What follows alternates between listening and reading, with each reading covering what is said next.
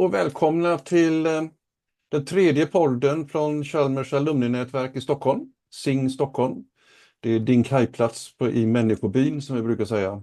Och ett extra varmt välkommen till Maria Elmqvist, professor och prorektor på Chalmers. Tack så mycket. Men du har en dubbelroll, du är både professor och prorektor. Hur hinner man med det? Ja, det är en bra fråga. Alla våra ledningsroller, eller de allra flesta, är ju förtroendeuppdrag som man har på del av sin tid. Och för mig har det varit viktigt att fortsätta vara kvar i en fakultetsroll på en liten skärva av min tid. Så att, Ja. hur man hinner vet jag inte riktigt. Jag försöker trolla med knäna. Vad är ditt område, ditt akademiska område, när du inte är och chefar för själva högskolan? Jag forskar ju om innovation i stora strukturer, innovation i etablerade strukturer. Har ett väldigt starkt designperspektiv på innovation och hur man kan arbeta med innovation. Och det är alltså att vara ett stort bolag och ändå ha en innovativ drivkraft. Är det så man ska tolka det?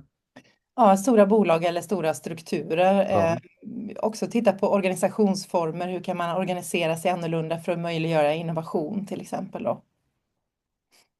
Spännande och viktigt område. Absolut. Om vi ska titta lite på innovation där. Sverige brukar ju få väldigt smickrande ranking i världen som, ja, vi varierar lite grann, men topp 5 kan man väl säga. Topp 3 ibland och är världsledande ibland. Vad är det som gör att Sverige just rankas så högt i de här rankingarna? Jag tror att det finns någonting i svensk kultur som gör att vi är lite mer nyfikna, kanske vågar ifrågasätta lite mer, tänka lite mer utanför boxarna. Sen exakt hur de här rankingarna ser ut vågar jag inte uttala mig om, för jag vet inte riktigt vilka du hänvisar till här. Men den skandinaviska kulturen tror jag möjliggör mycket innovation, att vi vågar ifrågasätta, tänka annorlunda. Ja, och någon har ju sagt att det är för att vi tillåter misstag också, att det är en del av... Och tillit har någon sagt Precis. också. Tillitsbaserade organisationer, platta strukturer, att man vågar framföra sina åsikter, absolut. Men sen har vi en del i det där. Jag såg en undersökning från PwC, revisionsföretaget globala, om att vi är inte lika framstående vad gäller samarbeten och inom triple helix, som vi vill säga, mellan akademi, stat och företag. Har du någon syn på varför vi inte är så bra på det? Eller hur ser du, hur bra är Chalmers på samarbeten? Ja, alltså jag tycker att Chalmers tvärtom då. Vi är ju stolta över att vi är väldigt bra på att samverka och väldigt starka i det området. Och när vi har dialog med stora globala företag så brukar de ju ofta peka på just att Chalmers är duktiga på att skapa samverkan. Både med näringsliv och också publika aktörer i samhället. Så att, Jag talar med företrädare för, vad heter det, WASP, Wallenbergs. Och där är ni ju länkade till det programmet, bland annat inom AI, om jag har förstått rätt. Absolut. De pekade på er med samarbeten. Och kommer ihåg när jag och min årgång gick, då var det ju Sven Olving som var rektor och han var ju en känd industrialist. Är man glad på Volvo, SKF, de stora företagen, Ericsson, att samarbeta med Chalmers? Eller hur går det till i praktiken? Absolut, och vi har ju ett stort antal strategiska samarbetsavtal med stora aktörer inom svenskt näringsliv, och där har vi ju väldigt väl utarbetade processer med årliga möten och årliga avstämningar. Jag tror att det ligger i DNA hos Chalmers att samarbeta med näringslivet. Vi har väldigt många examensarbeten till exempel som görs i samarbete med näringslivet. Vi har väldigt mycket gästföreläsare och samverkansprojekt. Tittar man på rankinglistor om samarbete så ligger ju Chalmers i absoluta världstoppen vad gäller samarbete. Så. Oj då, vad roligt att höra. Leiden-rankingen till exempel då, som är en av de stora. Ja, det ser man. Men jag tänkte, din roll som prorektor då, så har du ansvar för ledarskap och jämlikhet. Och om vi tittar på jämlikheten då, när jag studerade var det ett stadigt procenttal på 19% av kvinnor som studerade och sen gick vidare. Men det har ökat lite grann. Hur ser det ut idag på de olika delarna? Men på helheten så ligger det någonstans mellan närmare 35% nu ungefär bland Oj. våra studenter. Så att det har ju ökat en hel del sedan dess. Sen kunde det gärna få öka lite till, skulle vi gärna se.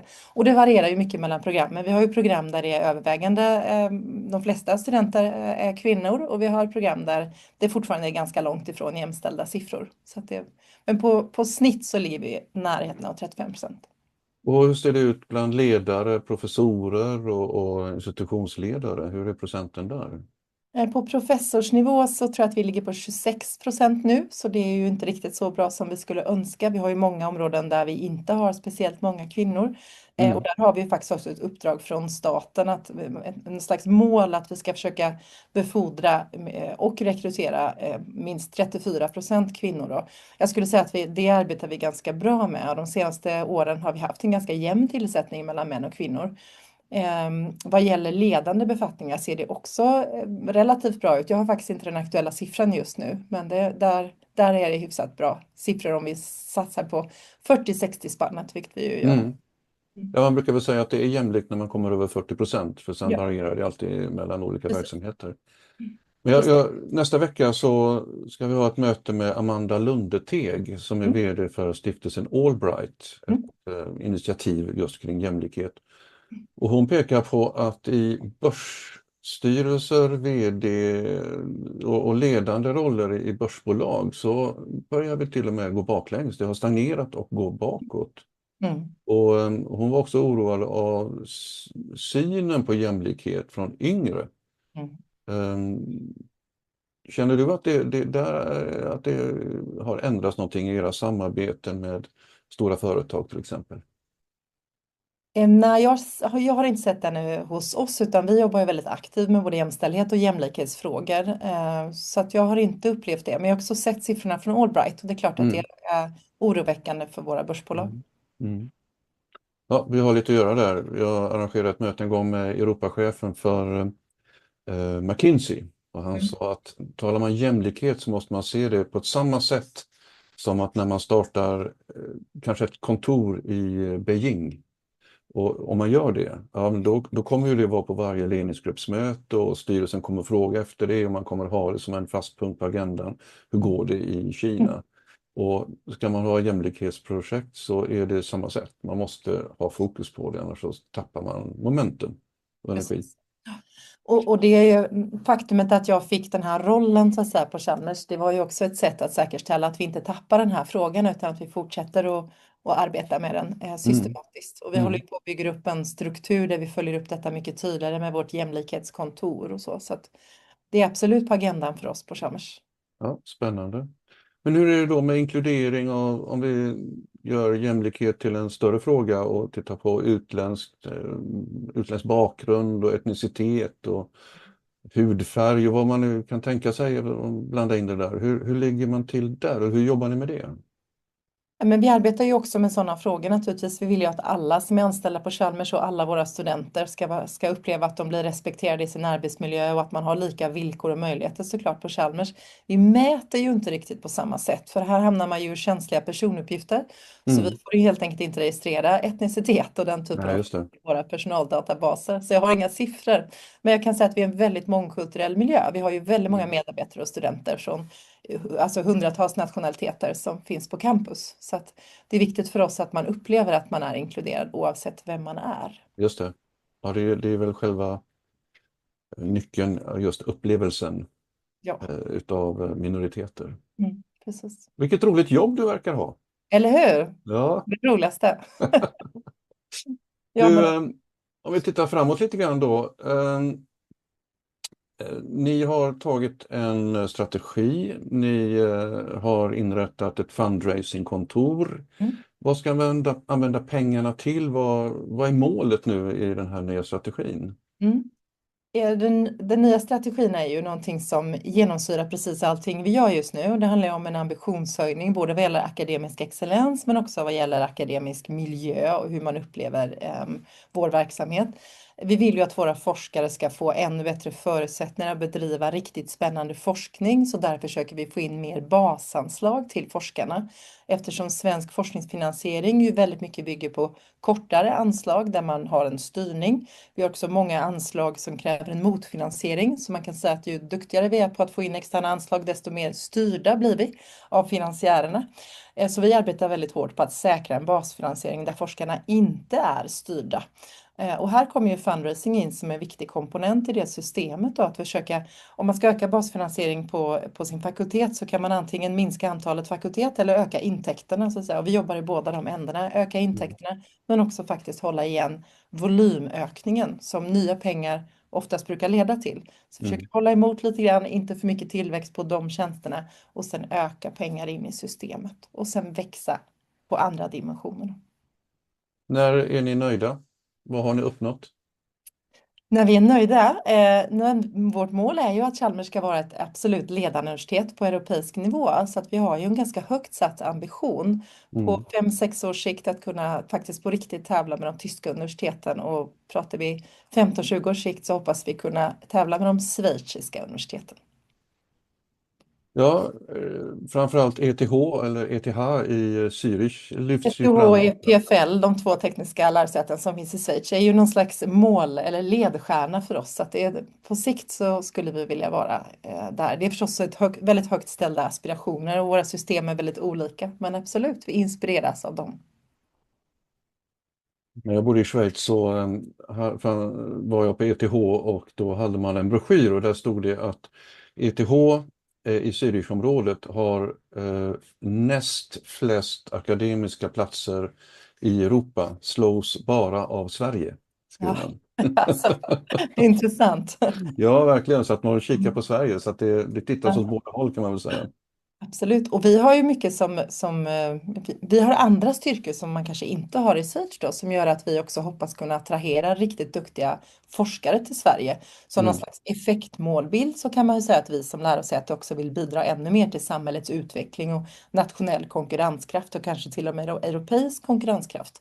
Så samhället utvecklas. Märker ni något inflöde av forskare från USA nu? Man har ju pratat om att det finns ett visst utflöde i alla fall. Jo, men absolut. Vi har en del intresse från amerikanska forskare och inte minst då också europeiska forskare som kanske såg framför sig att de skulle göra karriär i USA men inte riktigt tycker att USA är lika lockande längre. Okay.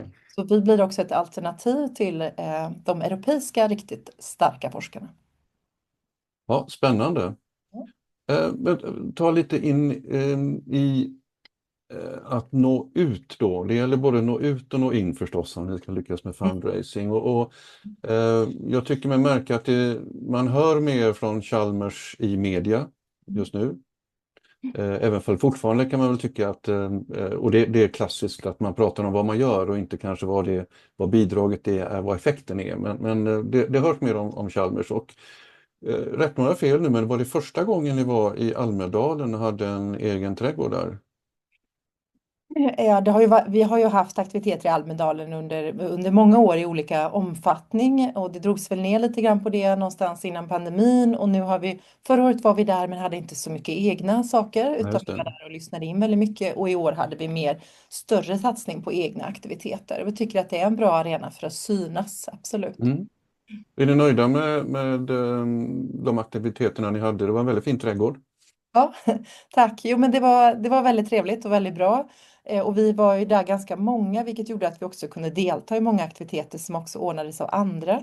Och vi hade också en del runda bordsamtal som är sådana här aktiviteter som inte är officiella, men där man då kan dra ihop aktörer. Och de samtalen leder ju ofta till fortsättningar och olika typer av samarbeten. Så att, absolut. Sen hade vi också förmånen att kunna lansera vår nya allians med Sahlgrenska och Sahlgrenska akademin. Att det tajmade på ett sådant sätt att vi kunde lansera den i Almedalen, vilket vi var väldigt glada över. Ja, jätteroligt. Och det är lite grann trenden i Almedalen just nu att man har de här både öppna och slutna. Och vi på Sving i Stockholm hade ju premiär att ha ett bubbelevent varje kväll faktiskt under politikertalen i samarbete med Chamber Business Networks, ett nätverk som brukar ha det där. Men du har förutom det som officiellt står för dig, så om vi kommer in på alumnidelen, så är du alumniansvarig. Ja, rektorsgruppens alumniansvarig, absolut. Ja, det är så det heter. Ja. Okej. Och ni ska ha en homecoming nu den 27 september. Precis.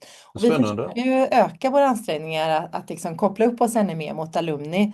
Det Ja, handlar ju också om att synas på olika sätt. Och vi har inte haft en sån aktivitet. Det är ju väldigt, många andra länder så är det här väldigt vanligt att ha en ja. homecoming. Och då sa vi att men vi håller ju på att förbereda oss lite nu inför 200-årsjubileet och så sa vi att nej men nu vi prototypar så vi kör en första alumnidag och så lär vi oss och så bygger vi vidare. Det känns jätteroligt att få bjuda in alla våra alumni och komma till campus. Vi samarbetar med studentkåren på ett väldigt fint sätt så det kommer också vara mycket studentaktiviteter och att vi välkomnar alumni då med sina familjer också på dagen. Att man kan ta med sina barn och ungdomar och besöka Chalmers och sen såklart ändå ett kalas på kvällen. Just det, just det. Ja, jätteroligt. Och SING är ju engagerade så att det kommer ju vara, dagen innan kommer det vara ett event som SING moderförening håller i och SING Just det. Väst också så. Jätte- Hur ser du på koppling mellan era alumniansträngningar och SING, eller alltså Chalmerska ingenjörsföreningar, både i olika städer i Sverige och utomlands? Och vi har ju ett väldigt fint samarbete med SING och är väldigt glada över de aktiviteterna som görs genom SING. Och det är väldigt värdefullt också med de här lokalföreningarna som finns både i olika städer som i Stockholm och andra städer i Sverige men också internationellt. Vi vill ju behålla våra relationer med våra alumni även när man har lämnat skolan och genom livet så att säga. Men vi har ju ingen möjlighet att ordna alla de här aktiviteterna utan det blir ju otroligt, det stärker nätverket otroligt mycket att det görs så himla mycket av våra alumni oftast genom SING då. Ja, det var roligt, och vi finns ju till både för att stötta våra chalmerister som i förskingringen i alla dess åldrar, och i Stockholm så har vi både, ja, vi har tagit fasta på det att man har en nollning när man börjar på Chalmers, men vi har nollåttning när man kommer till Stockholm. Ja, vad roligt. Så, och vi har kräftskiva nu på lördag den 20 till exempel, och olika talare. Och du är hjärtligt välkommen upp också vara en av våra talare i det vi kallar för Sing Talks i Stockholm, som är Just med det. jämna mellanrum. Det kommande nu är, för vi vänder oss till lite yngre, mitt i livet människor, de där man ofta tappar för att det ska göra så mycket, man ska bygga karriär, hus och skaffa barn samtidigt. Just det. Men vi ska ha en kanske debatt eller diskussion mellan Sveriges Ingenjörers ordförande Ulrika och Veronica som är vd på Lernia, som har tidigare blivit utnämnd till Sveriges bästa HR-chef. Ja, ja, Hur spännande. ska man tänka som ingenjör? Hur ska man fortsätta utvecklas och utbilda sig och förhandla inte minst? Just det. Jättespännande. Ja, jo, vi hoppas det. Och du är hjärtligt välkommen alltid Ja, tack. förstås. Men Maria, om vi ska avrunda, jag ställer frågan lite grann, vad är ni när du är nöjd, men vad tror du Chalmers är om 10 år? Kan man fråga någon i Belgien vad Chalmers är då? Eller kan vi fråga en student på gymnasiet i Västerås vad Chalmers är och de kan svara på det? Eller vad är din målbild om 10 år? Mm. Ja, men målbilden är ju att vi ska vara ännu mer kända som ett framstående tekniskt lärosäte. Vi har ju valt en strategi som innebär att vi vill bli ett spetsuniversitet. Så vi vill verkligen satsa på forskning av hög akademisk kvalitet. Fortsätta satsa naturligtvis på väldigt stark undervisning och utbildning. Samtidigt som vi vill fortsätta stärka samarbete. Så det här är ju vi har ju ett antal olika komponenter som vill stärka alla de här dimensionerna. Jag tror också att Chalmers har goda möjligheter att vara konkurrenskraftiga för att vi erbjuder förutsättningar för lärare och forskare som jobbar på Chalmers, en annan typ av miljö eftersom vi har både en ambition med akademisk prestation men också att vara en arbetsmiljö där människor trivs och får bli sina bästa jag så att säga. Det vill säga en god arbetsmiljö i kombination med fokus på akademisk prestation.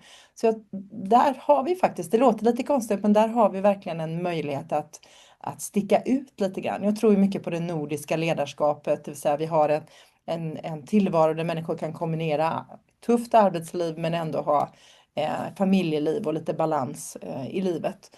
En kultur och miljö där man mår bra och där man behandlas rättvist och där man får då som forskare och lärare väldigt goda förutsättningar och gör väldigt bra ifrån sig. Så att kanske mer att vi är kända i den akademiska kontexten eftersom det är en sån strategi än mellanstadiebarnen. Sen vill vi naturligtvis att alla duktiga studenter ska vilja komma till Chalmers. Absolut.